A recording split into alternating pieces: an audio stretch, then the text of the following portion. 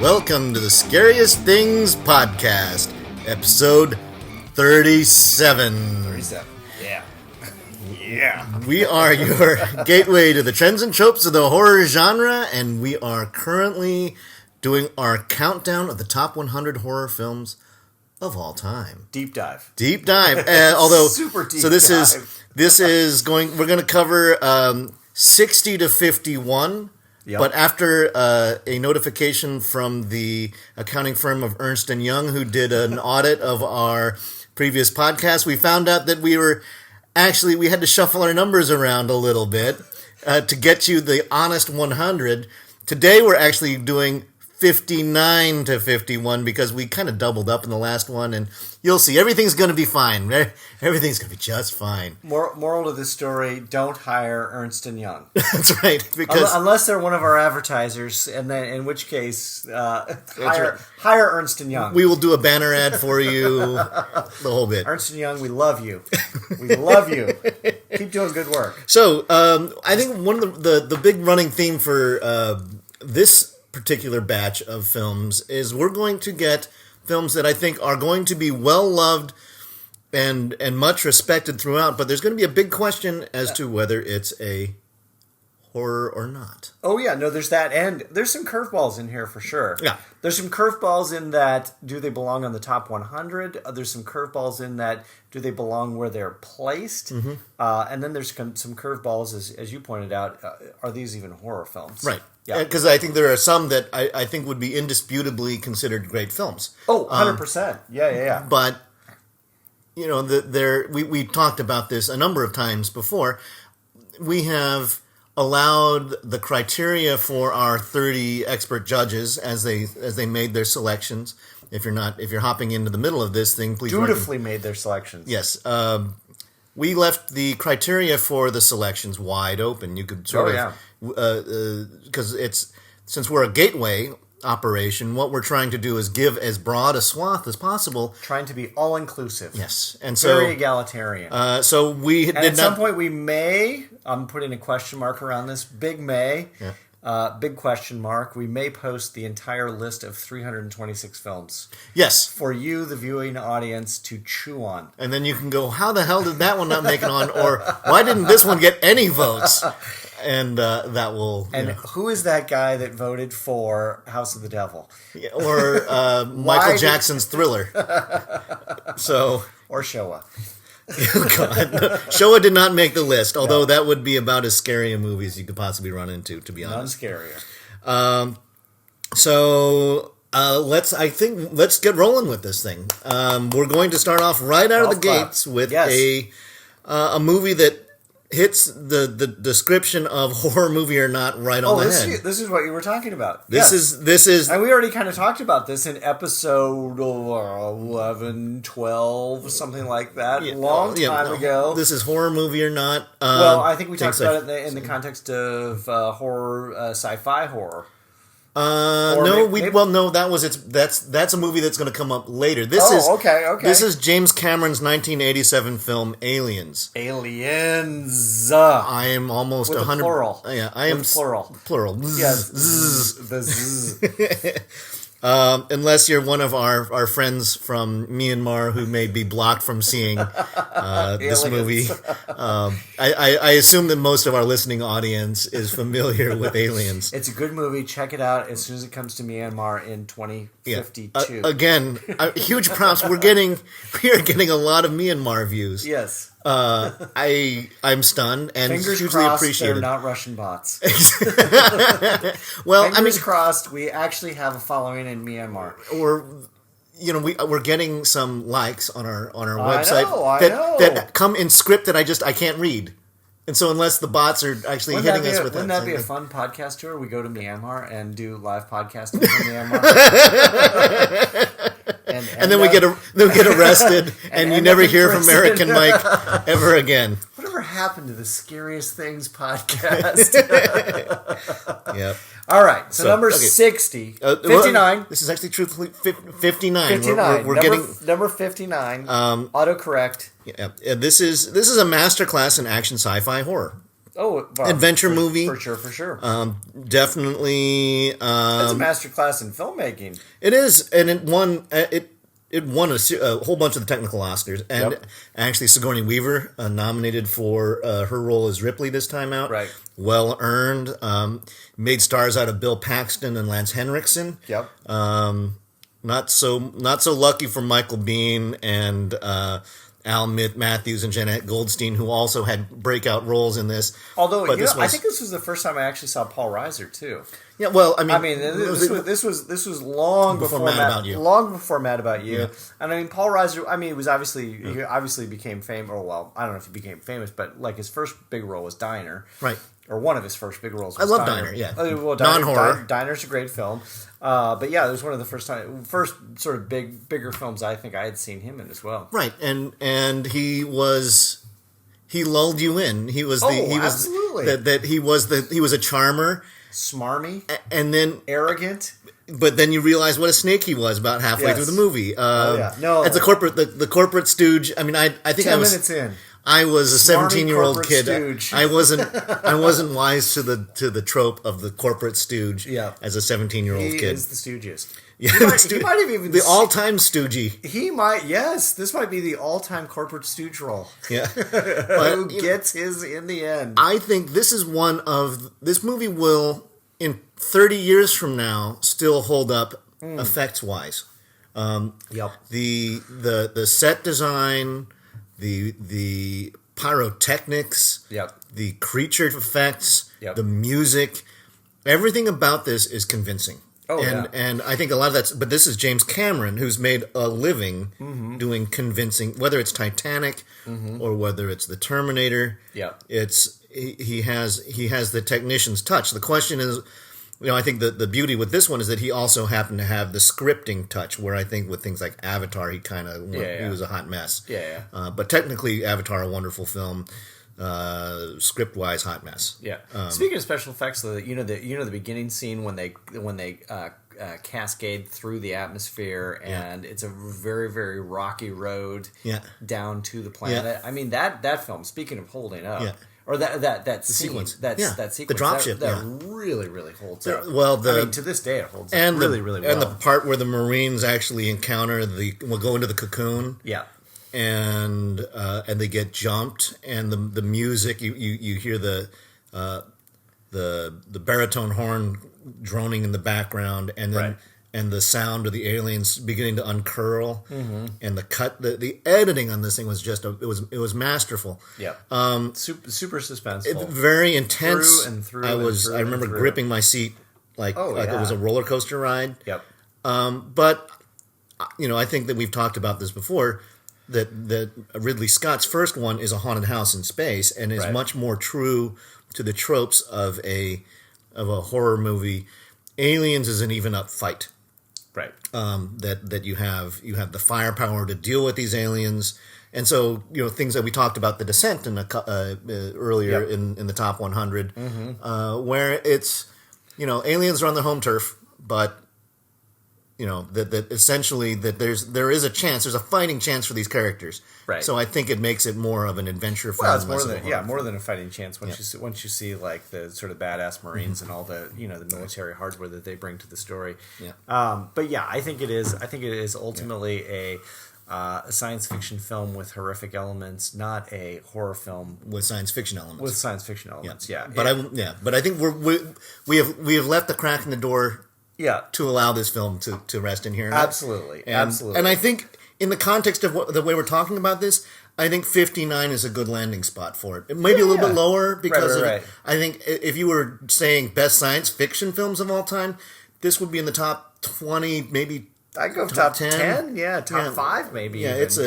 It's a really powerful movie, and it sticks with you. I've watched it so many times. Right. And actually one of the few movies where a director has come up with an extended cut that's makes the film better. Right. That's true. So Myanmar, get on it. Yeah, that's right. Good luck getting rated R movies. Start watching Myanmar. Aliens, because it's that good. So on the flip side of this coin, which is our number 58 film, Yes. which is a horror film with a little bit of science fiction to it. Yes. I think this is a gore fest. Yes, and with a little bit of science fiction. This one ended up on my top four fearsome foursome for the science fiction horror right. thing. Did this make your top 25 list?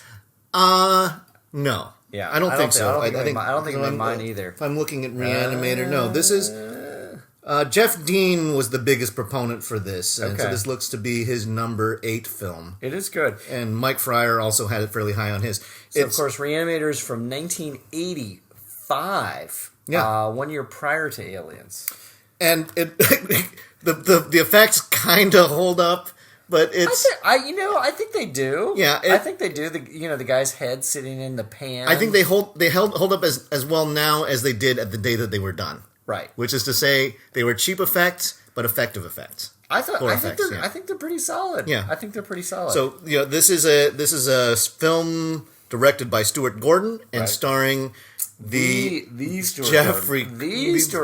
Stuart Gordon with the Jeffrey Combs and Barbara Crampton, who is now back in the fold, back in the horror fold, looking as good as ever. Mm-hmm. I think we just saw her show up to the not the Overlook Film Festival. She was there. The Portland Horror Film Festival. She did a meet and greet. Really wonderful woman who gave us some insights. She also happens to say one of the other productions that Stuart Gordon and Jeffrey Combs and Barbara did together, Castle Freak. Being remade. They're doing it. Our friends at Cinestate and Fangoria putting something together. Mm-hmm. Hopefully see that soon. This is in the same vein of those films. It is bloody fun. It is it's H.P. Lovecraft meets Mary Shelley. Mm-hmm. It's a Frankenstein tale. And it's about a bunch of power mad guys going at it, eventually killing each other off through animated corpses. A bunch of pea-brain college professors thinking they know better than each other. Yep. That is this film. You know what's interesting about Re-Animator is that it was in that period of time too where there was that transition from it was sort of like kind of like right at the cusp of like straight to video, right? So it got a release, it got a small release, but then it got the video release kind of like right on top of it. Yeah. And so you kind of had this weird mix of both, because if you go back and look at it, you'll see like actually for real produced trailers for Re-Animator. Yeah. Because it was, again, at the time, it was like... It probably showed Los Angeles, New York, San Francisco, and a few other markets. Right. But it would have been there for a weekend and gone. But it was not meant as... It was not... straight to video. It was not straight to video. It was not obviously designed as a cult classic, because nobody designs a film as a cult classic, but clearly it became a cult classic. Yeah, this is, I think, a... embodiment of what the VHS era of film was. I think absolutely, because it has, it had the box art that grabbed you, and the fact that poor David Gale, who played Dr. Hill in the movie, he played as a head on a platter for a good portion of the movie. I think I mentioned that in our best science fiction horror films. Right. Is that he managed to get a lot of acting done with his head stuck through a metal tray. Which is amazing. I would even argue, save for maybe Monster Squad, which we talked about in the last episode, which does have a pretty big cult following. Mm-hmm.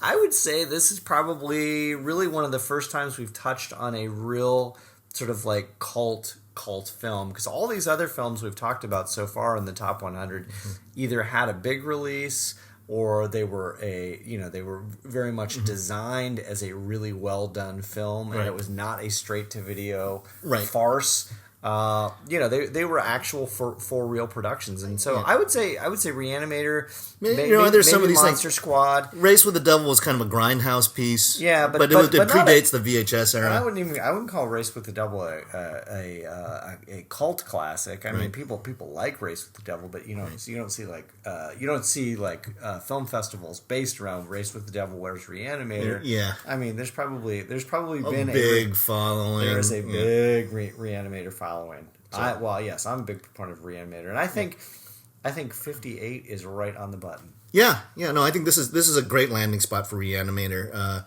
I think the acting is what you would expect from a film of a low budget schlock film. Intentionally or otherwise, it's really jokey. But, how often do you get a chance to see a man strangled by a bunch of animated intestines? That's right. That's right. All right.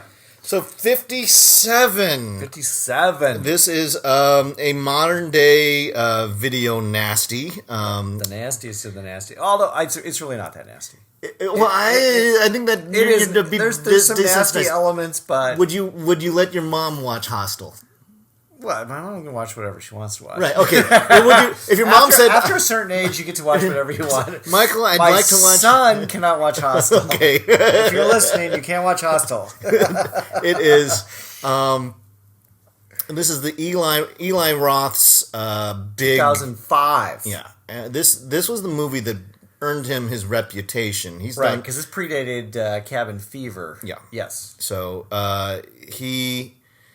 Yeah, I think my comments on my notes like, oh, the humanity. This is it's brutal, it's vicious, it's convincing. Yep. If Saw was the originator of the popularization of torture porn, this sort of reaches. This is near the apex of this subgenre. Yeah. It's a cautionary tale of college kids looking for cheap and easy sex in Eastern Europe and getting roped into a torture house. Right. That's. And where they get caught in a situation where there are men who pay the honor of actually torturing people and killing them. Yes. And you get to see that happen. Power tools are used liberally. Yep. People scream and have various limbs and organs pulled out of their bodies, and you watch this happen. Right. And although when if you're terrified and frightened by Eric's description, when you really get down to brass tacks, there's only a couple scenes where you really get into it. Yeah, but that's enough. No question. It's not nonstop. It's not 2 hours of people getting tortured. It's just like it's about a half hour segment where you're in the bowels of that torture. Yes, the torture prison. dungeon, torture chamber. Yeah, and there are elements where I think they do a very effective setup. The premise of. Kids getting seduced and the premise is good. The kids are believable. The only piece that I wish, which I know this is going to sound insane to even utter these words, but I wish there was a little bit more explanation, like how it is they recruit people from around the world that want to come to. Uzbekistan or Croatia or Serbia or wherever. Have you seen Hostel 2? I have not seen Hostel 2. Yeah, is that the exposition? I have not seen Hostel 2. Do I get the exposition at some point? Full disclaimer, Eric is not really comfortable with torture porn. And I dutifully watch these things. I do not enjoy these kinds of movies. However, I understand their power. And this is a powerful statement. Right. Of a movie. Oh, yeah. I can appreciate it, but like movies like Last House on the Left and I Spit on Your Grave, I know there's a place for it. Mm-hmm. I have a hard time with it. Yeah. So, so here's the question, though. I mean, because we kicked off this episode by talking about horror or not. I don't even know that Hostel is a horror film. Oh, my Lord. I mean, I know it's become associated with the horror genre because, like, where the hell else do you put it? Yeah. But there's nothing sort of supernatural about it, per se. Well, I know that's one of your... But save for, they do put the masks on, the sort of the animal mask, right. which, takes on kind of an otherworldly quality, but... it's. So do you call it a thriller? It's a thriller, right. So it's just it's caught. I think it's caught in this weird sort of netherworld. By the same token, like the movie Maniac. Right. Well, it's a crazed killer. But yeah, I mean, but you get to peer inside the mind of the crazed killer. But there's nothing supernatural about that either. No, there's no. It's beg to differ. I'll beg to differ on that one. But Hostel. I don't know. Because it definitely didn't make my top 25. Yeah. I wouldn't put it in the top 100. It is a solid film. Mm-hmm. I think it's super solid. I don't think it's one of the best horror films of all time. Okay, yeah. I think it has a place because of its effect. Where is its place though? Is it? I'd say it's in the 80s. 80s. Okay. I think that drop it back 30. Yeah, I think that there are I think it has limitations. It certainly has character and narrative limitations in a huge way. There's really not much going on in this thing. I think the only character development is does anybody get out of this thing alive and intact? Right. And so that's it's not the greatest spot to come from if you're looking for quality film. It is as a piece of entertainment art. It has a place. It's just rough. Yeah. So, and the other thing I will say about it, having just gone back and rewatched it recently, is that it's super dated. It is dated exactly to 2005, which is insane to think about. 13 years ago could be dated, but it is incredibly dated to 2005. Yeah, and it's so like if you watch it in 10 years from now, it's going to be even more dated. Kind of a post 9/11. Yeah. There's nothing. Yeah, because in our current state of horror movies, if you can blame it for anything, it tends to be exposition heavy, theme heavy. Right. There's a lot more slow burners. Yeah. This one is a hit you in the face with a meat hook. Although it does take quite a, like once you get there, but the setup takes quite a while. I mean, the setup's is solid 45-50 minutes. Yeah. Yeah. So anyway, not as long as something like Audition, which we were wondering whether we'd ever get to the horror. Okay. But I think one of the differences with Audition and this movie is Audition gave you characters and made you feel for the characters. And these are punk kids who are doing stupid shit. And they pay for their folly. So you say yes, Hostel on the list. I say no, Hostel on the list. Okay. All right. So what do we got next? So this is number 56. 56. Another 667. And when I say 7, I mean the movie 7. Neighbor of the Beast. 667. Neighbor of the Beast. Right. This is David Fincher's second feature film. Right. His first feature film was Alien 3. Yep. And this one really got him to show off what his artistic skills were. Mm-hmm. I think his previous history was doing Madonna videos. Right. And he was a cameraman for Return of the Jedi. Right. That's right. An effects guy, a props guy, and then he took those skills, what he learned from working with Lucas and Richard Marquand. Yeah. And then he took those skills. He's been kicking around for many moons. And then he got. He's not a young buck anymore. No, I mean now he is in the same auteur kind of level of Ridley Scott. Oh, absolutely. And Villeneuve and some of these people. When they say a visual style, David Fincher has a visual style, and I think that 7 may be his most visually impressive movie that he's done. I think it's It is. Although I don't want to bag on like 2 films back to back, but I will say, much like Hostel, 7 is dated to 1995. Like if you watch it, you go, "This is a film from 1995." Although it does, I think it also tries to do like in the clothes and in some of the settings, they were doing a 40s 50s noir film. Oh, absolutely, yeah. Because like between the sort of decrepit apartment buildings, the sort of constant rain, all of the dark scenes, all the back alleyways. It felt like it felt like kind of Sam Spade meets a hard R-rated movie. Right. I think one of the impressive things about this movie is it conveyed its horror through narrative, as opposed to showing you a lot of what the horrible things were that they would describe, because they were filing these police reports, and they would describe, like Somerset and Hill would show up to the site, right, and then the beat cop would say what had just happened, and it is like the whole thing. They wouldn't tell you; they would show you, or the other way around. They would tell not show. Right. Did you say tell not show? No, I said the opposite. Yes. So the other opposite, because the one that they could not have possibly shown was the lust killing. Oh, right. Which is essentially it's a razor dildo. Right. Which is it's a little gross. Yeah, it's like God, don't show that. Please don't show that. Super gross. Yeah, super we'll go gross. Super gross. And they showed the not sloth. The sloth one was nasty. They were all nasty. It was all nasty. But this one, we talked about this very early on. really toes the line of horror or not. This is much more thriller than horror. Right. It is thriller with horror elements in it. Okay, so going to Maniac, Yeah. which is essentially a killer as well. Right. And there's not something sort of supernatural. I mean, you could argue both. Yeah. This one, although did have some kind of supernatural qualities about it, just in the sort of the fantastical things, the elaborate nature in the way of that the say killings. Saw, right, is a horror movie with tricks and traps and right.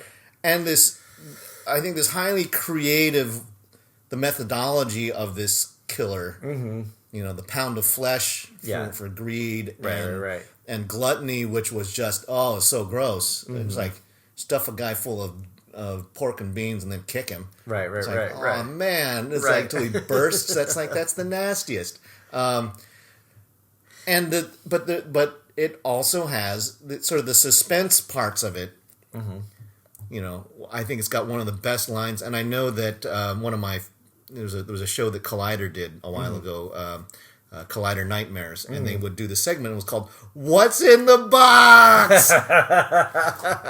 Stolen right from that, and it's like because there's like, don't open. We know what's in the box. Gwyneth Paltrow's head. Yeah. Although there's another great movie of similar vintage that is about that ends its movie with a head in a box. Barton Fink. Oh, right, exactly. Not a horror movie. Not a horror movie, but. Yep. Pretty damn weird. Head in a box. Seven. When I first saw Seven, it really stuck with me. I remember being really impacted by it, and I felt like Seven was a really, really kind of dark film, and I still think it's a really solid film. I don't know if I'd put it this high on the list, and I would also say part of what detracts for me is like how dated it's become, dated to 1995. Now, obviously, when you're watching Friday the 13th, when you're watching Halloween, they're dated as well, but they take on a wholly different quality. Here's part of my other take is why you may say it's dated is because it features a very young Brad Pitt and a much younger Morgan Freeman. And you mean Easy Reader? A much younger Easy Reader. Morgan Freeman. Easy Reader, that's my name. Electric Company, y'all. All right, let's move on to number 55. 55. We're talking about the 2007. Sorry, this matrix is quite dense and quite complicated. The 2007 film REC, better known as Rec or Record. Right. It's a Spanish film by, I think it's pronounce the name, Jaime Blaguero. It's the best guess. I don't know how's your Spanish? Yeah, I took 4 years in college. Okay, so well, yeah. See, I took poor at best. I took no Spanish, so my apologies. To Jaime. Yeah. You know who you are. You made a hell of a film that belongs on the top 100 horror films of all time. Right. And it is, I think, we talked about shaky cam films. Mm-hmm. I think this showed up on my best shaky cam list. Might have shown up on yours. Was this on your shaky cam list? It was not, but it was on Amy's, I think. Yeah, it's solid. It's a solid movie. I think the reason why it works as a shaky cam movie is that it gives you a plausible reason why the camera's there. Right. And then it is it's an epidemic. It's a pandemic breakout film. It was probably one of the, also belongs in there with 28 Days Later, things like that, or The Crazies. It's a Train to Busan. Train to Busan. Yeah. There is a virulent outbreak in an apartment building in Barcelona that moves super quick and super fast, super quick. And of course, is transmitted through the biting. Yes, very bitey people. Biting and more biting. Limited lighting abilities from the cameraman. But I think this. There's only all that said, there's only a couple scenes in the film where I felt like I'm kind of losing track of what's happening. No. Of course, towards the end of the film. As you're getting towards the very, very, very end of the film, you do really kind of lose track because the cameraman is sprinting. Right. And it gets really dark, but it much like the end of Blair Witch Project. So if you can hang with the end of Blair Witch Project, you can hang with the end of Wreck. Right, and one of our jurors voting for this is Mark Martinez Jordan, who did a film Framed. He's a young Spanish director. Who and I think you can see a lot of cues from his movie Framed, and I highly suggest our audience, when that thing hits the streets, and it'll probably be next year. If you can handle a little bit of the old viscera slice and dice, Framed is a knockout, and you can sort of see that there's a. I think I'd asked Mark if there was a sort of a Spanish tradition of horror films, and then he goes, "Well, I take a lot of my cues from American horror films, but I think that there is a lineage there that you can see his appreciation for some things like Rec, and actually utilizing the Barcelona backgrounds. I think that's a powerful the you are there, cinema in place kind of a setup was fantastic, and the fact that these poor people that they get quarantined, right? Which wasn't that the American version of Rec was quarantined. And the thing that's so great about this version, speaking of exposition, is they tell you. They explain to you kind of how this all happened and what is going on. You get to the end of the film and they give you the whole demonic Satan, which is fantastic, Vatican witch cult thing, which is really, really fantastic, and it totally makes sense and it's totally believable and really interesting. Whereas the U.S. version is like completely void of all. It's like they chopped out that 10 minutes leading up to the end of the film in the U.S. version, which you go, wait a second, where's the part where they kind of explain the Vatican witch cult? Like where is that? They took radically different approaches to how the contagion spread. It was more of a biological only. My point is that's why you don't see quarantine on this list, right? because Rec it's a far superior film based on that exposition. And now, have you seen Rec 3? I've seen Rec 1 and 2. Okay, Rec 3 I think is when they do, it's the Rec 3 Wreck-It Ralph. Wreck-It Ralph. Ralph wrecks the internet. No, Wreck-It 3 is it's like a wedding party. Oh dear. What could possibly go wrong? Yes. So good film. I would also argue, much like Re-Animator, I think it belongs right about here at number 55. I agree. Yeah, I think it's a comfortable spot for it. So 7, back it up. Aliens, back it up. Yep. But what we're saying, Re-Animator and Rec, sit in place. You're in a comfortable spot. Yep. What do we got next? 54, Sam Raimi's Army of Darkness, 1992. So swinging to a different side of the horror genre. The comedy. This is like our 5th comedy horror film. And we're not done. There's still some more wackadoodle stuff out there. So this is Raimi and Bruce Campbell, Ash Williams. Back together again. Have gotten wackier and wackier as the series has gone on, and although this is definitely the wackiest. This is the high point of wackiness, and it features some of the all-time great Bruce Campbell lines like "Shop smart, shop smart," yes, and "This is my boomstick," right? So there are a lot of the tropes that get associated with the Evil Dead. And this would be our, probably, again, not to belabor this point, but probably our third-ish cult. Cult! Right. With a capital C, cult and films. And this one, on the list. I don't think this will be the last we hear of this particular combination of probably of people. In fact, we'll be talking about it reasonably soon. Yes. Yes, we will.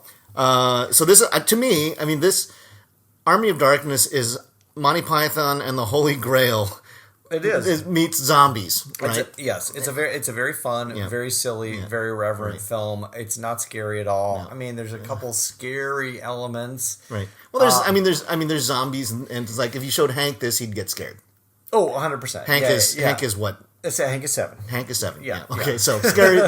So plenty scary for a 7-year-old. 7-year-old, yeah. But for a hardened horror fan, this is lightweight, fluff, fun, goofy horror. Right. Yeah, was this before or after he did Darkman? I think it was after. After, yeah. No, Darkman was like 90. Yeah. He did. Yeah. 89, so he did 90, something like that. Yeah. Darkman was after Evil Dead 2, but before Army of Darkness. That's right.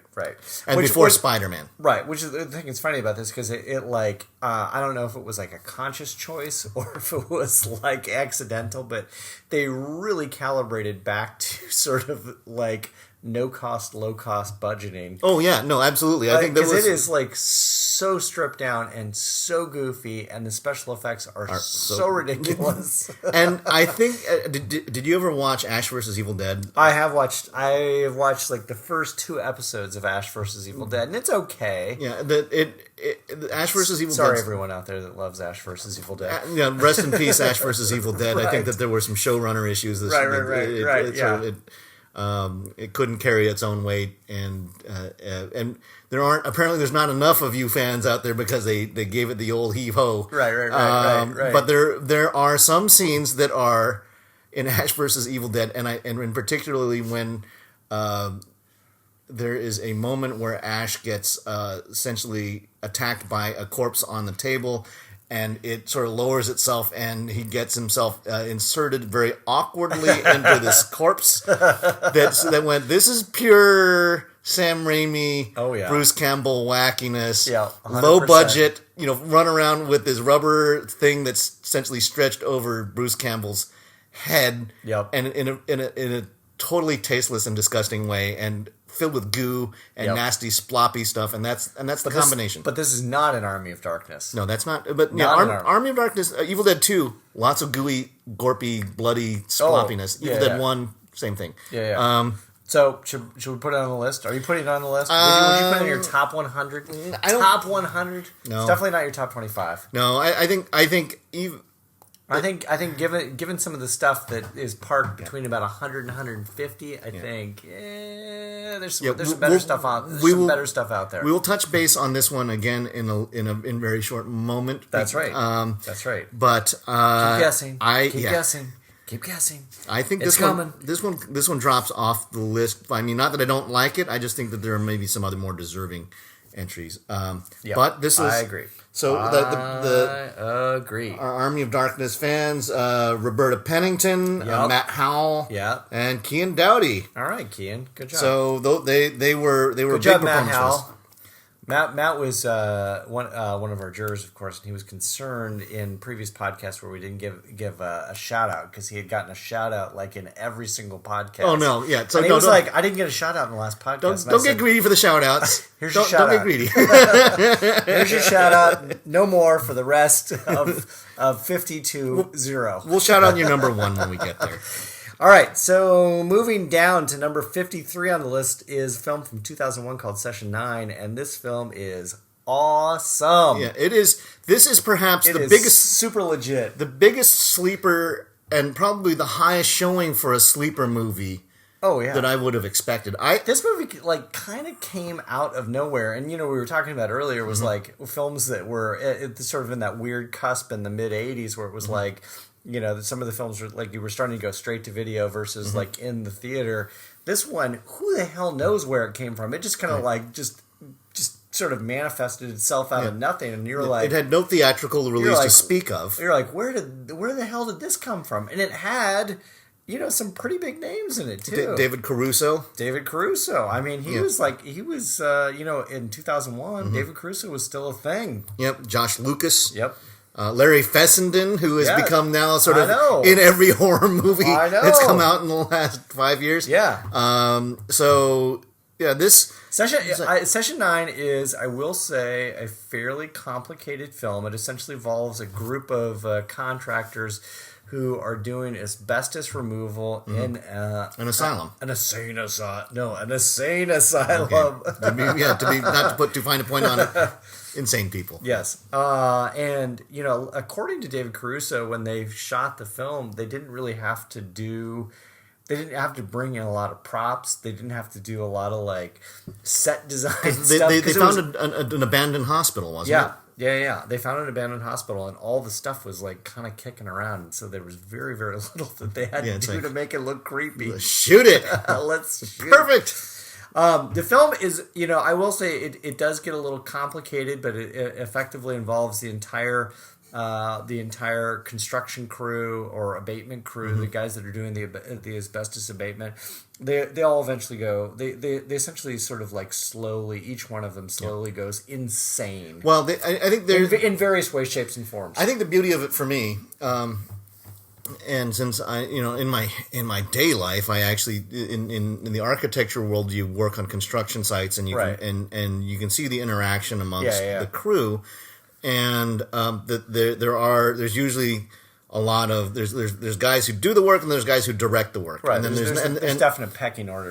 And I've seen it where it's done well, where the crew all works together as a great tight knit team, and you can see it where there's a guy out there who barks orders and nobody wants to listen to him. Right. This is one of those kind of cases where there's a lot of trust issues between the crew, and that there's like the business is not in good shape, that they are. That this is a job. It's a big abatement project, right? But it's not properly staffed. Right. They have to spread out in order to cover more ground, which allows everybody to sort of go off on their own and deal with this stuff. Yeah, disappear into the darkness of the insane asylum. And not only that, but it gives some logical rationale for someone's not shown up. Right. Where did they go? It's like, well, damn it, this guy he's probably drunk at home, or he's skipping out on us to go. He went out and we lost track of this guy.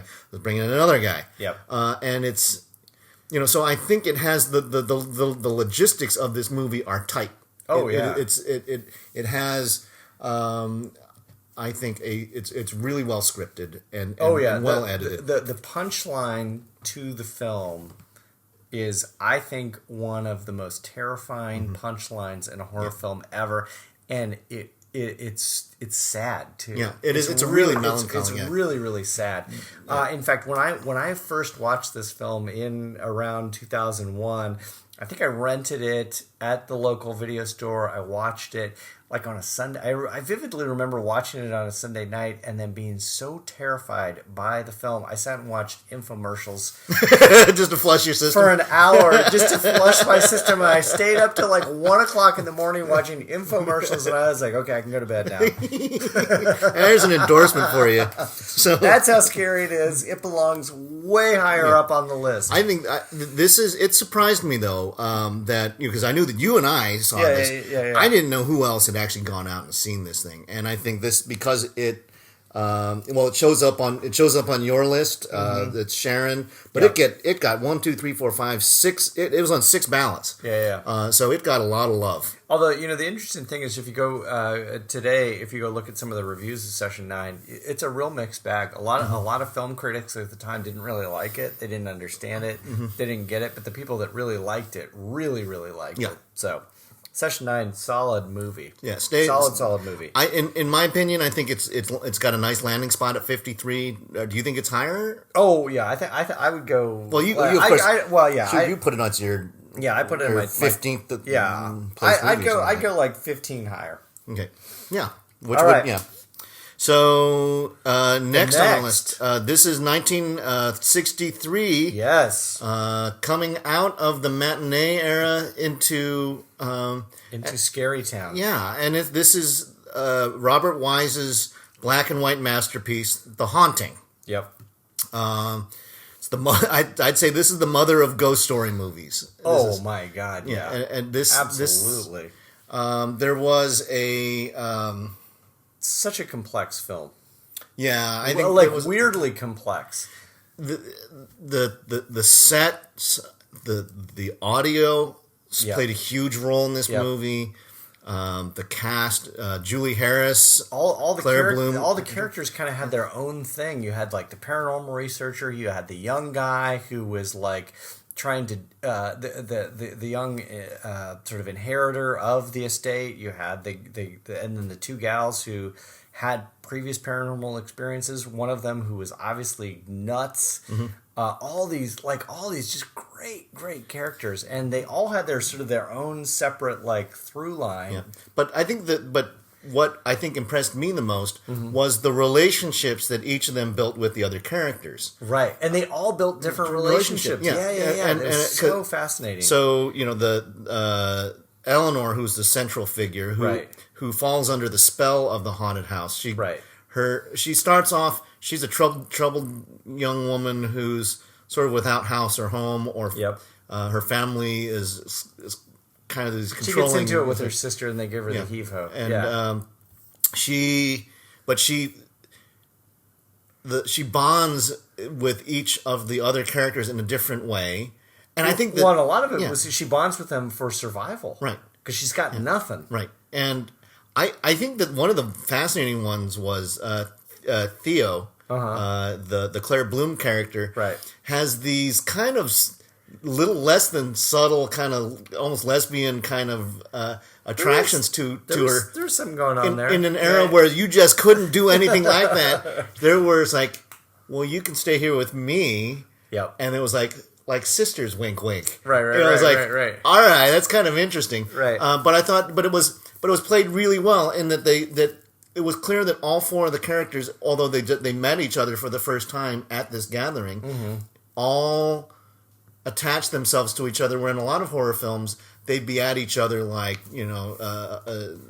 a bunch of cats dumped in a hot tub, right? They Ooh, I like that metaphor. Cats in a hot tub. But they all worked together, and I thought that the ghostly the sounds that the ghost would make, it was like a railroad coming. That was impressive. And you'd hear the banging, like these heavy banging sounds throughout the mansion. And the mansion, we talked a little bit about before the podcast. The mansion that they shot it at is in England.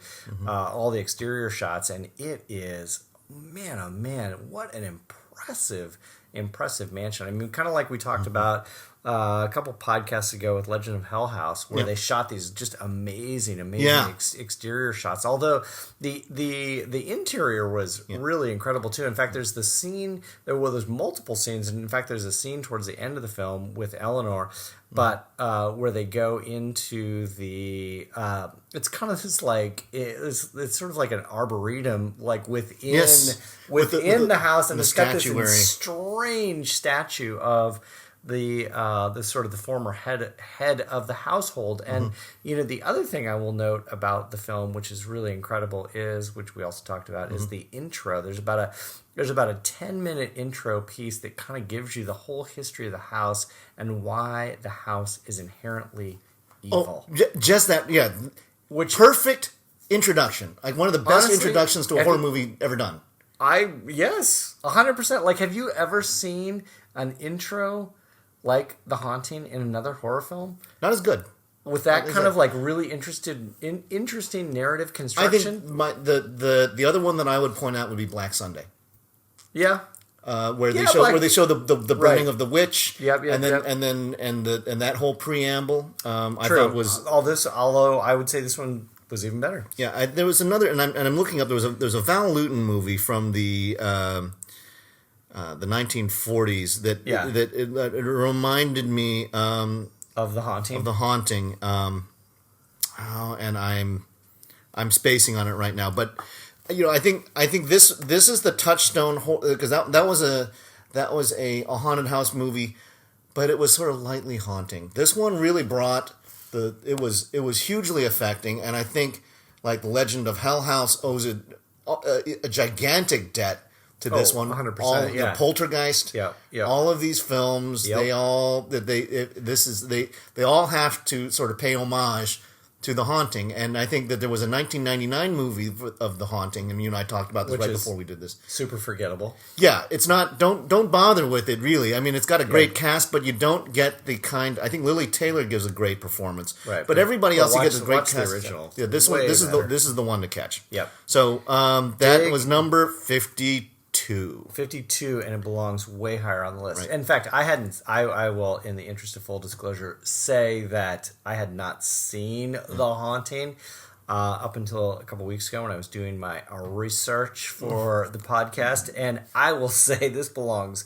I would almost put this in my top 25, and it belongs way the hell higher up on the list. I also I had seen this before, but I also knew that as we're coming up to the top 50, if I don't know it beat for beat, I figure I owe it to our listening audience to go watch it. Yes. So I watched it this weekend. It is so good. Phenomenally good. Yep. Yes. All right. What do we got next? Well, we're number 51. Coming back to our friend Sam Raimi, as we had laid and sort Bruce of Campbell. Not so subtle hints. Bruce Campbell. This is the first of the trio of films. The original. The Evil Dead. Yes. It's the legend. This is the original video nasty, banned in the United Kingdom. Yep. For how far darker. Violent, far darker. There's not a whole far lot of weirder. funny in this movie. It is. Well, there's a little bit of funny.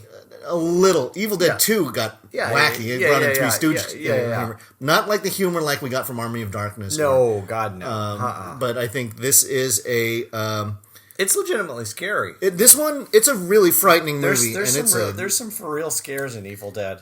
And it is a treatise on how, as a young director with no money, how you can make a movie if you pour your heart and soul into it and you get actors to commit. No matter how goofy a story this is this is one of the archetypal cabin in the woods movies. I think of all movies, this is it. You go back to things like this. There's literally a cabin in the woods that you go to and it's possessed, and then the demons attack you. Lots of scary demon transitions. Yep. The witch in the basement still gets me. Extraordinarily bloody, and there's an assault, a sexual assault by tree.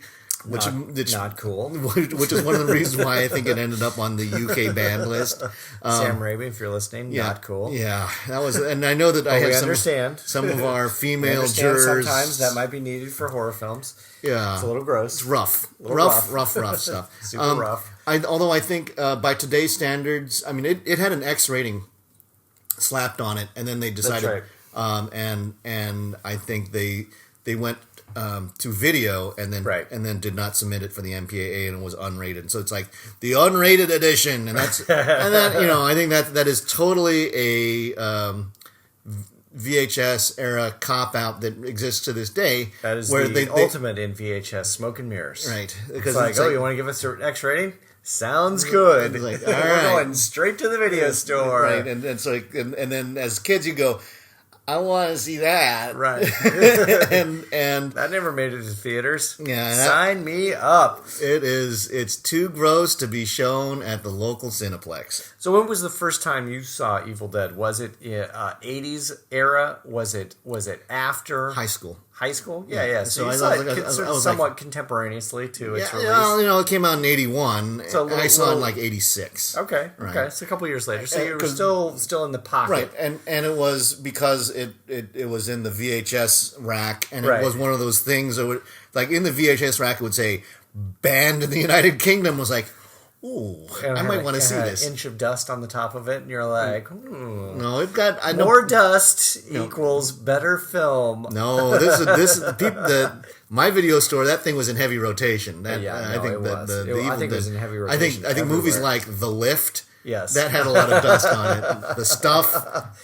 Dusty, yeah. Chud, Dusty. Oh wait, whoa, hey, whoa.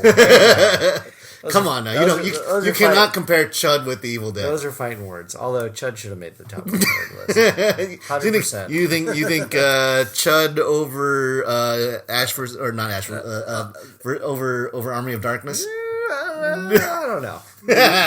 Maybe tied. Okay. Maybe tied. No, Evil Dead is a very, very good film. It's super solid. I think it's probably, unlike Army of Darkness, which I think calibrates to a little bit too jokey. Mm-hmm. I would definitely think Evil Dead belongs on the list, and I would say parked at 52 is probably pretty solid. Yeah, I know a lot of people have kind of this revisionist history of Evil Dead, and they've like, it's like on every single like top 10 horror movies of all time. It is. I don't know if it's top 10, but it's a really good film. It's a very interesting film. It's very well done. As you put it, it is a masterclass in amateur horror filmmaking. This is how you do it on the cheap. Yeah. If not for this, no Blair Witch, that kind of stuff. Exactly. But it is. the seams show a little. I mean, there's only so much you can do with a budget like they had, and using community theater actors to do this stuff. I think we haven't, not to put too fine a point on it, more Evil Dead to come. Yes, that's right. And I think that's right. Raimi. People I think like them some Evil Dead, and also following on the theme of tonight's podcast, where we have unearthed all these different sort of cult classics with the capital C cult. Cult. Yeah, Evil Dead is like the cultiest of cult classics. Absolutely, this might be the pinnacle of cult classics. We will eventually. This is the definition of cult classic. When we last left you before we started doing the top 100 countdown, we were doing horror movie by ages. Right. This is, I think, the definitive VHS era horror movie. This is. We might have to get back to you on that bit, but it's in the pocket. Faux show. You put this right alongside your Nightmare on Elm Streets and your Friday the 13th, 100%, and Halloween. 100%. All those movies. Evil Dead's got a special place and is as influential, if not more, than these other ones. So, yep. All right, right there. So there we go. Let's get to our last. No, that's it. No, that was it. My God, that went too fast. Yeah. Do we have just like one more? Come on. That was 51. We're gonna. Do we have like just one more? Just one more. Please. It's got to be one more. Well, there's a reason for why we have to truncate this. We will be. We have. If you stay tuned. And we will have the batch from number 50 to 41 coming to you. Coming at you. Hot. Yep. Hot. Coming at you.